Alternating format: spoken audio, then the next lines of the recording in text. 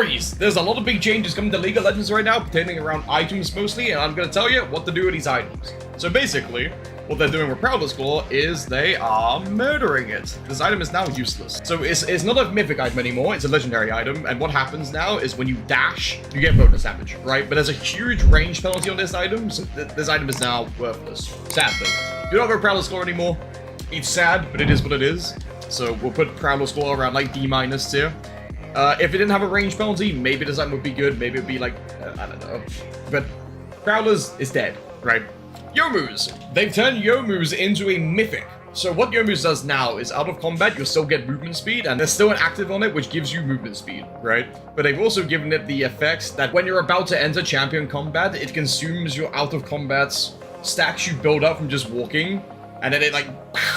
So imagine like Dead Man's Plate, but Urgot can actually use this item, right? It's lethality, it gives you movement speed, it gives you out of combat movement speed, so this item plays a lot more macro, more map intensive, so ideally speaking, you go BC Youmuu's, you go top lane, you fix the wave, you rotate down to Herald, you can just get around the map a lot quicker, so ideally speaking, this is more of like a split pusher item. This is definitely the item for me. It won't compensate for the weaknesses that Urgot has in like every situation, so it will feel worse than Prowler's last patch, but keep in mind, Prowler's was a 90-second cooldown, Youmuu's is a 45-second cooldown. So you'll have more opportunities to do more things rather than playing around like burst windows with Prowlers. Youmuu's will just give you more opportunities to play the game. So Youmuu's, I would put in my S+ tier. Hullbreaker! Boys, I'm happy to say, Hullbreaker's back! Woo! So what they're doing with Hullbreaker is they've given it 5% movement speed, and they've made it cost 200 more, but that's fine. So you want to be building Hullbreaker in the 3rd item slot. So ideally speaking, with Hullbreaker, you want to go BC Youmuu's Hullbreaker, and you just go into a side, you're unkillable, you have so much damage, and when he tries to contest you, you use your Youmuu's, you walk up to them, you fucking... You have so much resistances because of Hullbreaker. Again, you don't get that much resistance with Hullbreaker, but the whole point is you go side lane, I'm unkillable because I'm using a cost-efficient item to beat your ass, right? You get a tower, you rotate towards Dragon. Once Dragon's done, you go rotate to towers, they come to meet you, you go moves away, fucking Mr. Krabs, sound effect, walk out from there, you know? So, Hullbreaker is definitely back. I would put Hullbreaker in my A+ tier. Look to build this item in the 3rd, 4th, or 5th, or 6th slot, right? You don't want to build this item early. If you build it early, you get 7 resist. You build it in 3rd slot, you get like 17 plus 17, plus stop the passive, right? So if you're a split pusher, this patch is great for you. If you're a wave management player, great for you. And Duskblade. This item's very mid.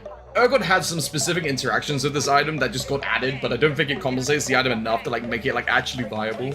Urgot doesn't really care about the untargetable passive, because what Duskblade does, if you don't already know, is when you kill someone, you go untargetable, right? So, sure, if you kill someone going into like R2 animation and then you're untargetable then, that would be good, but you can't, right? Because R2 is the untargetable effect, so basically what would happen if you kill someone with R2 with Duskblade is you would reel someone in, execute them, and then while the enemy team is feared, you're then untargetable. Worthless, right?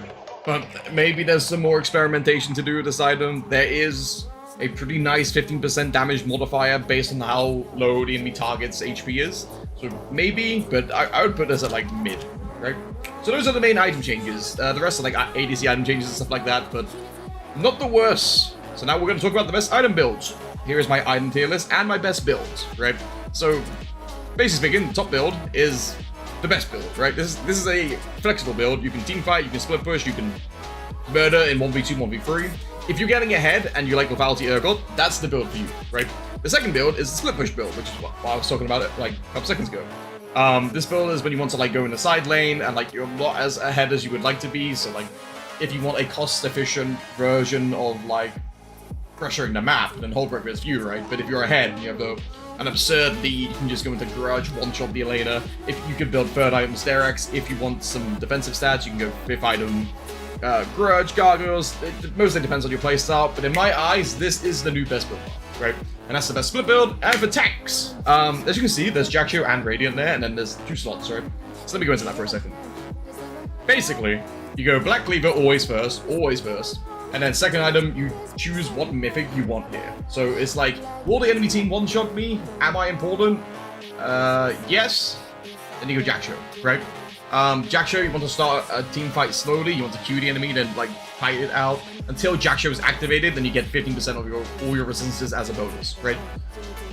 With Radiant, it's like, oh, I don't matter. My ADC is fed. I'm gonna win the lobby through defending my ADC, right? So then you play a lot quicker with Radiant, and then you get engaged on. You ult as like counter burst. You ult to heal your ADC to give them that little extra oomph, you know.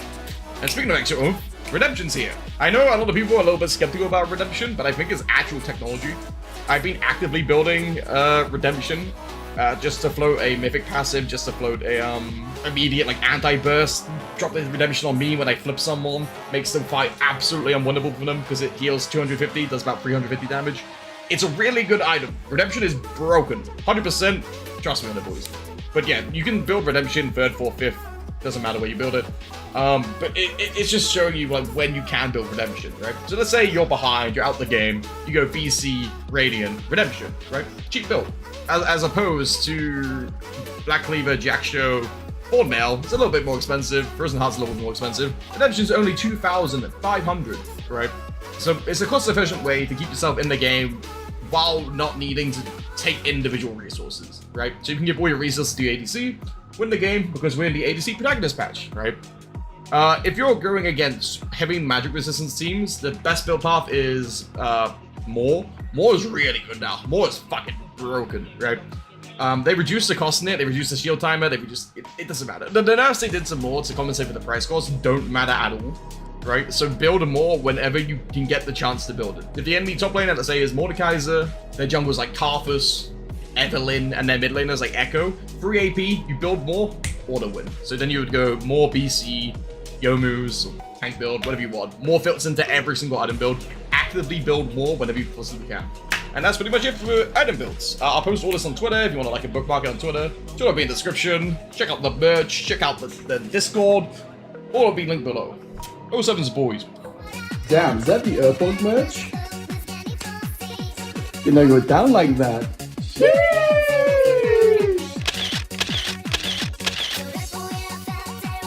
Have you guys found the hidden mage got from this video? If yes, write a comment down below.